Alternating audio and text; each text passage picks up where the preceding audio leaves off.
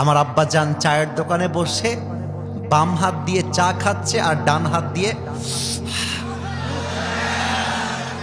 বলেন, আমি যে স্টাইলটা করলাম এটা কি মিথ্যা না সত্য বলো? বিড়ির দোকানে বসে বসে কালকেই দেখবা, কালকে এই তোমাদের বাজারে বসে বসে বদনাম হবে, বিড়ি টানবে আর বলবে এই হুজুরটার নাম কি গো, এর বাড়ি কোথায়, কি ওয়াজ করলো, এগুলো এগুলো তো আমরা পছন্দ করি না। আব্বা জান, আপনি একজন আলেম নন, আপনি 5 ওয়াক্ত নামাজি নন, আপনি খান বিড়ি, আপনি আর যাই করেন আলেমদের সমালোচনা করে নিজেকে জাহান্নামী বানাতে যাবেন না আব্বা জান, ঠিক কিনা বলেন? তবে সব আব্বাকে আমরা এক পাল্লায় মাপি না। আমার সব আব্বা একরকম নয়, সব দাদা একরকম নয়। তবে আব্বা জান, আমি আপনাকে একটা কথা বলেই শেষ করতে চাই। আপনি যখন চায়ের দোকানে বিড়ি টানেন, আপনার ছেলে আপনাকে বিড়ি টানতে দেখে ও হয় গাঁজাখোর, ওই হয় গাঞ্জাখোর। বাপ কা বেটা সিপাহী কা ঘোড়া, বাপ জैसा বেটা भी वैसा।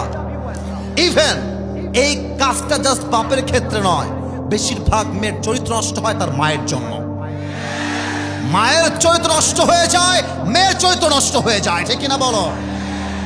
আব্বাজান, সঠিক সময়ে আপনার ছেলেকে বিয়ে দেন। আব্বাজান, চায়ের দোকানে বসে বসে বিড়ি টানবেন না। আমি দোয়া করছি আব্বাজানদের জন্য, তোমরা দোয়া করবা যুবক ভাইরা, আল্লাহ আব্বাজানদেরকে সঠিক বুঝ দান করুক। পড়েন সবাই আমিন। এই তোমরা তো স্বার্থপর দেখছি, জোরে বলতে হবে আমিন, আর একবার বলতে হবে আমিন।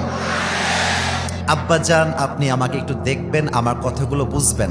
আমি আব্বাজানদেরকে হাত জোর করব না, পায়ে হাত রাখবো। আপনি আমার বাবা, আপনি আমার দাদা, আপনি আমার নানা। আমি আপনার পায়ে হাত রেখে আমি আসিফ হুজুর বিনয়ের সাথে কয়েকটা কথা বলে যাই। আব্বাজান, এটা আপনার আজীবন কাজে দিবে। 1 নাম্বার কথা, আব্বাজান, আমি আপনাকে শ্রদ্ধা করি। আপনার মুখে দাড়ি আছে, সাদা দাড়ি, আপনার চুলগুলো পেকে গেছে। আব্বাজান, আপনি 5 ওয়াক্ত নামাজই জাস্ট পড়েন না, আপনি তাহাজ্জুদ গুজার। কিন্তু আব্বাজান, আমি আপনাকে যা বলবো এটা বড্ড আফসোসের বিষয়। আব্বাজান, আপনি জাস্ট দাড়িওয়ালা হলে জান্নাতি হতে পারবেন না। আপনি জাস্ট 5 ওয়াক্ত নামাজি হলেই জান্নাতি হতে পারবেন না। আপনি জাস্ট টুপি পরলে জান্নাতি হতে পারবেন না। আপনার ছেলের বিয়ের বয়স পার হয়ে যায়, আপনি বিয়ে দেন না, এটার জন্য আপনি জাহান্নামী হবেন। এটা আপনাকে বুঝতে হবে আব্বাজান।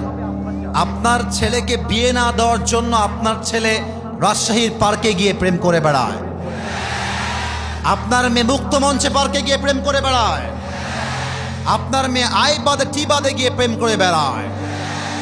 আপনাকে মাথায় রাখতে হবে, কু আনফুসাকুম ওয়া আহলিকুম নারা।